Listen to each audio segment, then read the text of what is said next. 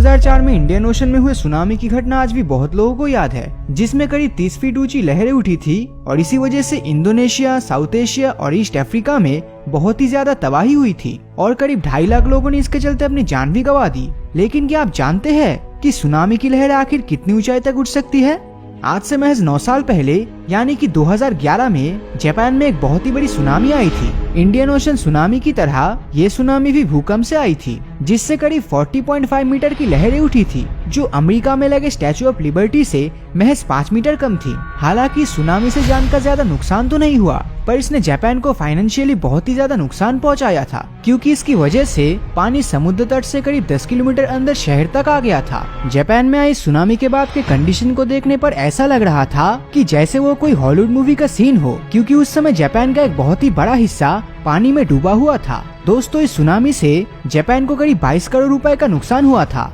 जो कि south Africa के जीडीपी से भी ज्यादा था। खैर, इस तरह की सुनामी तो दुनिया में अक्सर आती रहती है, पर इससे अलग तरह की भी एक सुनामी होती है, जिसे हम सब मेगा सुनामी कहते हैं, जो इन रेगुलर सुनामी से भी ज्यादा खतरनाक है। आप सोच रहे होंगे कि सुनामी और मेगा सुनामी में डिफरेंसेस क्या है? वेल, अगर एक तरफ देखा जाए तो रेगुलर सुनामी समुद्र के अंदर आए भूकंप की वजह से आती है, जबकि वही दूसरी तरफ मेगा सुनामी तब आती है जब पानी के अंदर बहुत ही ज्यादा फोर्स के साथ कोई बड़ी सी चीज गिरती है, जिस वजह से बहुत ही बड़ी लहर बनती है। अगर मेगा सुनामी की बात की जाए तो ये आज से करीब 57 साल पहले यानी कि 1963 में इटली में देखने को मिली थी। आप सभी को जानकर आश्चर्य होगा कि वेनिस से करीब 100 किलोमीटर की दूरी पर इटालियन गवर्नमेंट के द्वारा एक बहुत ही बड़ा डैम बनाया जा रहा था, जो कि उस समय का सबसे ऊंचा डैम था। इस डैम या बांध के निर्माण में सबसे बड़ी गलती ये थी कि इसके वाटर रिजर्वायर को एक ऐसे पहाड़ के नीचे बनाया गया जो बहुत ही ज्यादा कमजोर था और जिसमें से अक्सर चट्टाने खिसकता रहता था।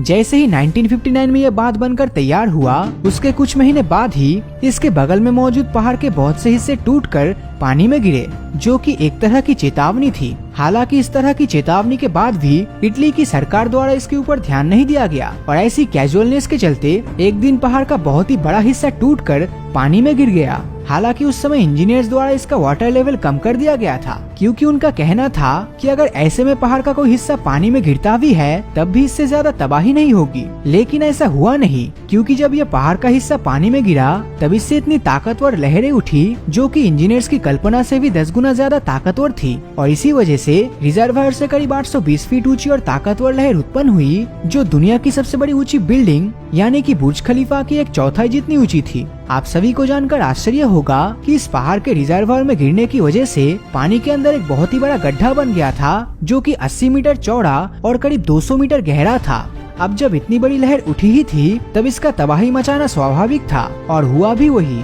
क्योंकि इस मेगा सुनामी से उत्पन्न हुई लहर पहाड़ी से नीचे बनी विलेजेस तक पहुंच गई, जिस वजह से महज एक रात में ही करीब 2000 लोगों ने अपनी जान गंवा दी। लेकिन अगर आपको अभी भी यही लगता है कि ये आज तक की सबसे बड़ी मेगा सुनामी है, तो शायद आप गलत सोच रहे हो, क्योंकि 1958 में अलास्का के पास मौजूद लिटुआ बे में एक ऐसी मेगा सुनामी आई थी जो अब तक की सबसे बड़ी विनाशकारी सुनामी थी। और इस मेगा सुनामी के आने का मुख्य कारण था भूकंप, और इसी भूकंप के चलते वहाँ का जमीन खिसक गया था, जिस वजह से यहाँ मौजूद पहाड़ के बहुत से हिस्से पानी में गिर गए और करीब 1722 फीट की लहर उत्पन्न हुई, जो कि बुर्ज खलीफा बिल्डिंग से 1000 फीट कम थी। इस खतरनाक लहर की वजह से वहाँ बहुत ही ज्यादा नुकसान हुआ था और करोड़ों पेड़ नष्ट हो गए थे। हालांकि ये कई प्राचीन सुनामी से कम खतरनाक था, लेकिन हम इंसानों के सामने आई ये सबसे बड़ी सुनामी ही थी, क्योंकि अगर प्राचीन समय की सुनामी की बात करें तो आज से करीब 1.5 करोड़ साल पहले हवाई के मोलोकाई आइलैंड पर मिले एविडेंस बताते हैं कि यहाँ मौजूद समुद्र के अंदर एक वोल्केनो का आधा हिस्सा गिर गया था,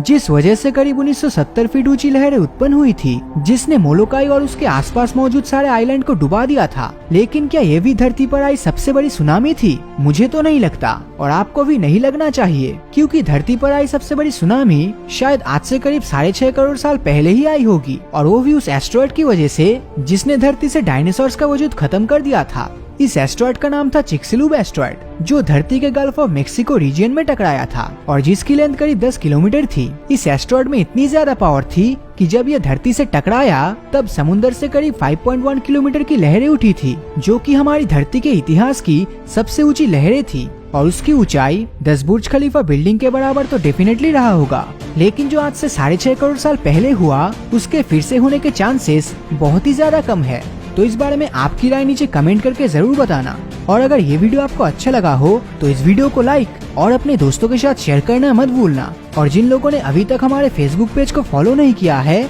वो वीडियो के ऊपर दिए गए फॉलो बटन को क्लिक कर दीजिए, ताकि जब भी कोई नया वीडियो अपलोड होगा उसका नोटिफिकेशन आप तक सबसे पहले पहुँचेगा। तो मिलता हूँ आपसे अगले वीडियो में, और हमेशा की तरह थैंक्स फॉर वॉचिंग।